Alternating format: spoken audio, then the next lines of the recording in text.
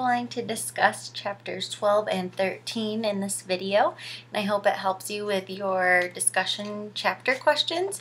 You received a new packet in class today. This is going to be for part 2 of the novel. So you should be answering this page of questions this weekend, along with your vocab, the second page of the vocab packet. And don't forget that your discussion board and replies are due by 11:59 this evening. So let's get started with the first question. For chapter 12, Calpurnia brings Scout and Jem to her church. So she dresses them up all nice. She gives Jem fashion advice about how his tie doesn't match his suit, and she makes sure all their clothes are pressed and that they're looking lovely. She takes pride in making sure her kids or her babies look nice. Even though she's not related to them, she cares for them like a mother. So she's very proud of how she's going to present Jem and Scout to her congregation or her church. And then we meet Lula. She has a little bit of pent-up anger, it seems, toward Calpurnia, and Calpurnia's bringing Jem and Scout to the church. And this is because of their race. So they feel that their church, I shouldn't say they because it just seems like Lula is the one that feels this way. She feels that, well, the white people have their church and we have ours, and the two paths shouldn't mix. And this is because of the way that the church was obtained or purchased. So if you don't remember the way that the church was purchased, I would go back and look at that, and that might give you a clue of why she's angry about why Jem and Scout are now in her congregation on this Sunday. And Scout finds the church service overall to be similar to her own, except for a few differences. So now we're looking at the second question.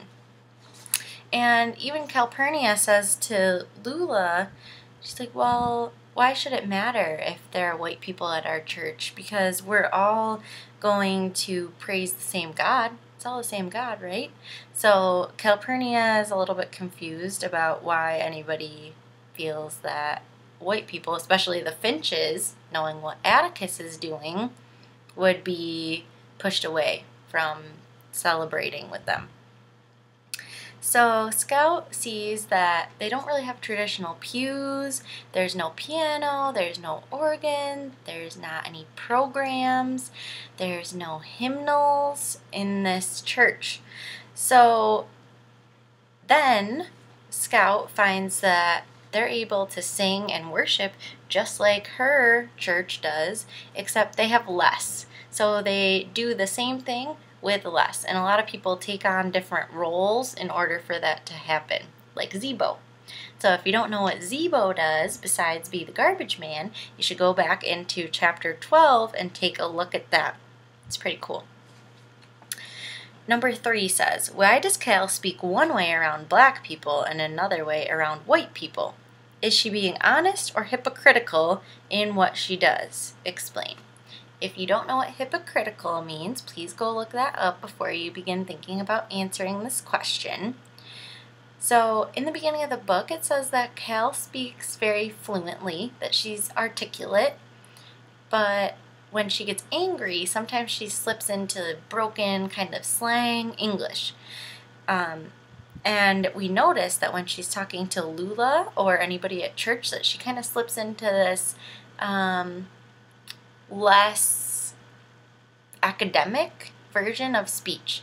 So she's being more colloquial. Colloquial means conversational, and sometimes we switch between colloquial and academic type of language, especially when we're talking to our friends. So is she being hypocritical by switching the way she speaks, or is she being honest and true? It's something that you are going to decide and back up with evidence.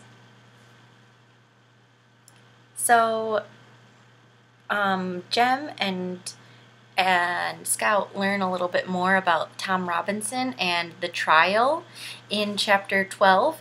The congregation is taking up a collection for Tom Robinson's wife, Helen, and the pastor doesn't let, or the reverend doesn't let anybody leave until they have $10 to give to her because Tom Robinson's in jail. So this is an issue that's really close to Calpurnia, Jem, and Scout.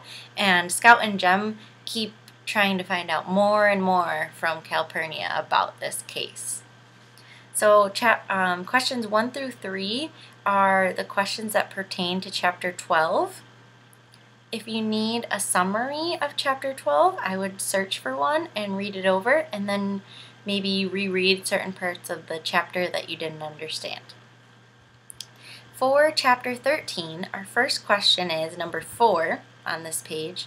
Why does Aunt Alexandra move in with the Finches? Well, we probably would have been able to predict this based on what we know even before reading this chapter.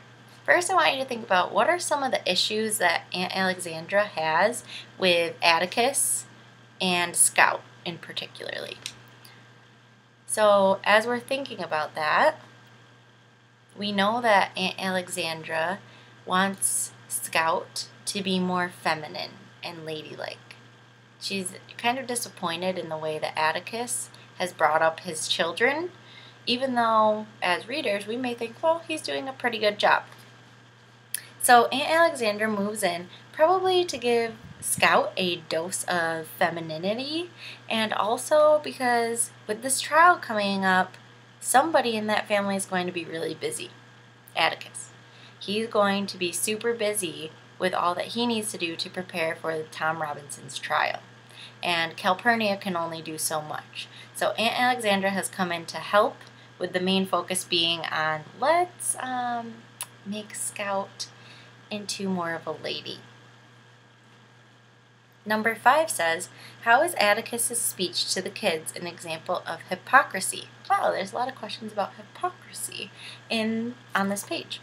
So Atticus's speech to the kids, you may think it's an example of hypocrisy or you may not. Scout certainly thinks it is because she says he never used to talk that way, and she blames Aunt Alexandra for these ideas that Atticus is having.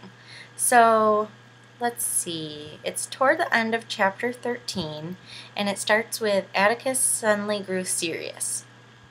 In his lawyer's voice, without a shade of inflection, he said, "Your aunt has asked me to try and impress upon you and Jean Louise that you are not from run-of-the-mill people, that you are the product of several generations, gentle breeding."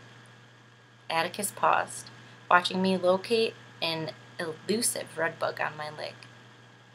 "Gentle breeding," he continued, "when I had found and scratched it, and that you should try to live up to your name." Atticus persevered in spite of us. "She asked me to tell you, you must try to behave like the little lady and gentleman that you are.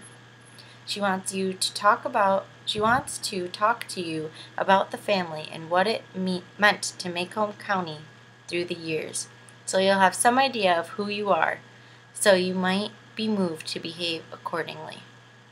Now, this gives me a clue about what Atticus actually wants to say and what he ends up saying, because when it says that he continues without a shade of inflection, inflection is how you change your voice, either the pitch, different emphasis that you put on certain words, that's inflection. So if he's just very monotone and robotic about this speech, it doesn't seem like he's very passionate about it.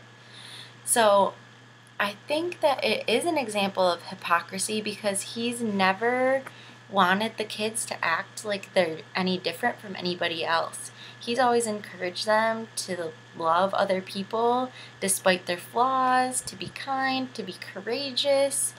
And Aunt Alexandra makes the point that they're from gentle breeding, that they're of upper class, so they should be a little snooty and have their noses in the air. And that's exactly the opposite of what Atticus has always taught and reinforced to them. So that would be an example of hypocrisy. I want you to find your own piece of evidence that supports why his speech is an example of hypocrisy. And make sure you include the page number from the text. I'm going to ask you to save this last segment, the complete the sentence at the bottom of the page, until class on Monday. If you do it, that's fine. You'll be a little bit ahead, but we're going to spend some time discussing this in class on Monday. So I will see you guys then. I hope this helps. As always, just email me with any questions or concerns you might have. Don't forget about the discussion board or your vocabulary. Have a great weekend and make good choices. The code word for this video is 5K, like kilometers, 5 kilometers. 5K code word. Bye.